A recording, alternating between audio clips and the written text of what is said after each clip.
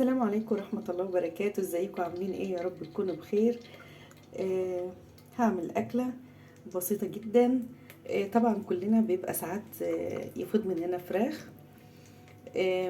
فهعمل رز أصفر زي المقلوبة بالظبط كده اهو، بس بطريقة تانية. معايا هنا بهارات. البهارات ديت بتبقى جاية جاهزة يا جماعة، بس حطيت عليها شوية ملح وشويه كركم بابريكا زودتها يعني. ومعايا هنا زي ما انتم شايفين ده مطلعه من الشوربه. لما بيكون في بواقي بحطها في الشوربه وفي الفريزر وبتفضل زي ما هي، وغليتها وطلعتها عشان هقطعها قطع صغيره. ومعايا هنا بصله تكون كبيره حلوه كده، ومعايا هنا حبايه بطاطس كبيره قطعتها قطع صغيره زي ما انتم شايفين، وهنا حبايه طماطم بشرتها. وهنشوف هنعمل ايه بقى. معانا هنا حطيت زيت واحط البصل. بسم الله. هنعمل بقى ايه؟ اي حاجة عندك بتوفريها بلاش تترمي. احنا عارفين الايام اللي احنا فيها دي بقت صعبة والحاجة بقت غالية جدا بصراحة يعني. هنعمل بقى ايه؟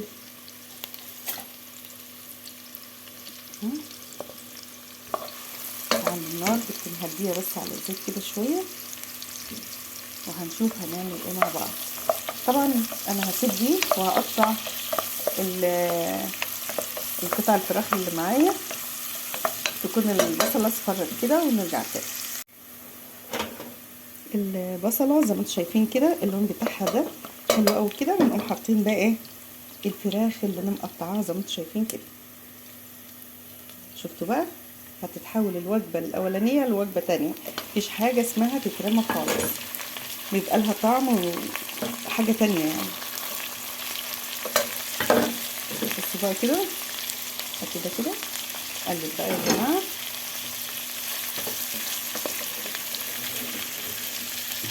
بسم الله. شفتوا بقى اللون؟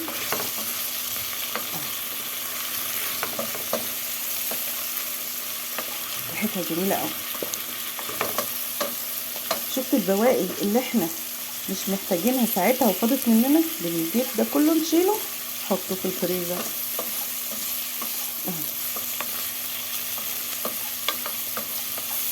طبعا البطاطس انا مش هحطها دلوقتي خالص،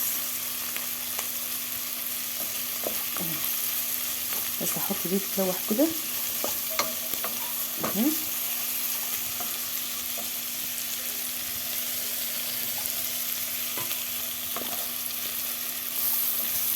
بقى كده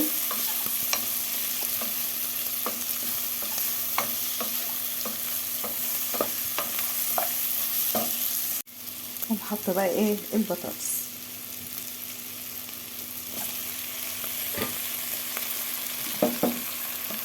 بقى الجمال اهو.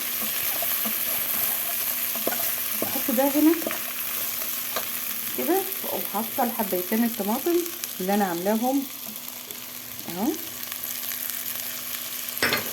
في المبشر. عاملاهم ايه؟ في المبشر.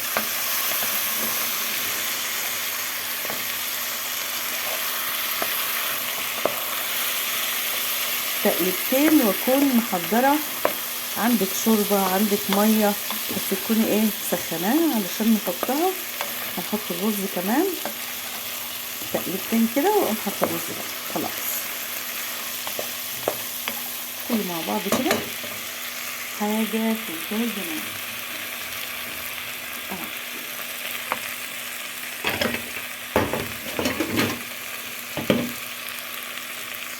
بسم الله.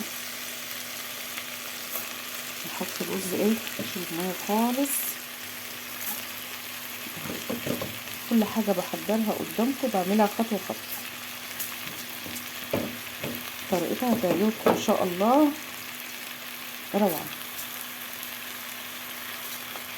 هقلب ده كله بقى ايه مع بعض كده. زي ما انتم شايفين كده الخلطه في منتهى الجمال انا حطيت البطاطس مع الرز مع الخلطة مع البصل مع الفراخ، حاجة في منتهى الجمال، طبخة تانية. انا طبعا غليت المية وزودت شطة تبع ما انت عايزة او تحبي. هقوم حاطة بقى المية معاكم، طبعا انت بتبقي عارفة المقدار بتاع المية بتاعك. بسم الله. لازم تكون المية سخنة يا جماعة. نشوف اهو، بسم الله. انا الرز كده معايا مظبوط، لان الرز ده بيبقى محتاج ميه بزياده. وطبعا بتشوفي الملح بتاعك ظبطيه. انا عارفه اللي هو مظبوط دلوقتي اهو، شايفين في منتهى الجمال. احط عليها واسيبها وهرجع لكم تاني ونشوف مع بعض هي بقت عامله ازاي. جميله جميله الريحه، الطعم بيبقى رهيب. يعني اي حاجه عندك جمعيها زي ما انت شايفه كده وقطعها قطع، او عايزه حابه ان هي تفضل زي ما هي حطيها زي ما هي، جميله مفيش مشكله. اهو احنا عملنا وجبه تانية من نفس الفرخه اهو. انا نسيت ان انا اقول لكم اللي لازم بنحط قرفه، او مش لازم يعني طبعا ما انت عايزه، بس انا بحب ان انا احط فيها عيدان قرفه، فمش موجود عندي بصراحه، فحطيت رشه صغيره، يعني نص معلقه صغيره بتاعت الشاي من القرفه اللي هي السايبه. وحطيت اللي انتوا عارفينه الليمون اللي هو ده من عند العطار. بس على فكره انا اللي عاملاه يا جماعه، هبقى اقول لكم طريقته بتتعمل ازاي. طريقه بسيطه جدا وسهله، مش هتتعبكم ولا اي حاجه. وقلبتها نشفت، اغطي عليها بقى. شايفين الجمال؟ بسم الله ما شاء الله عليها. شايفين؟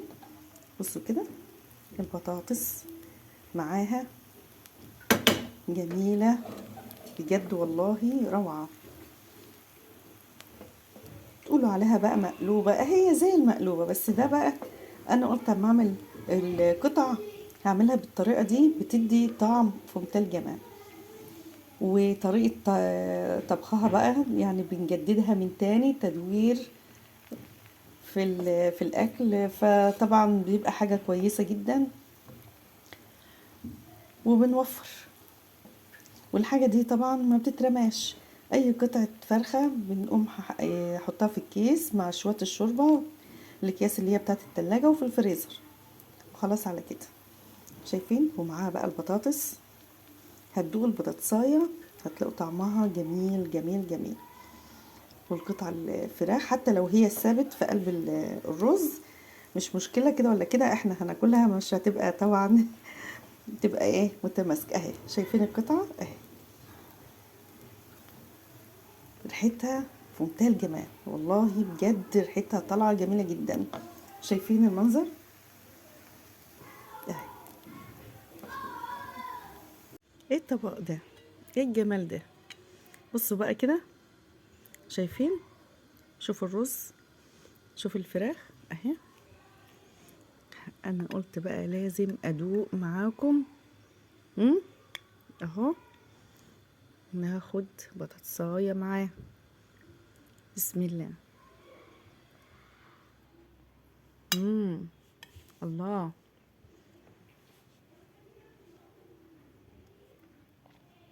في منتهى الجمال والله بجد، في منتهى الجمال. جربوا الطبق ده وقولوا لي ايه رايكم. متنسوش اللايك، اللايك يا جماعه. السلام عليكم.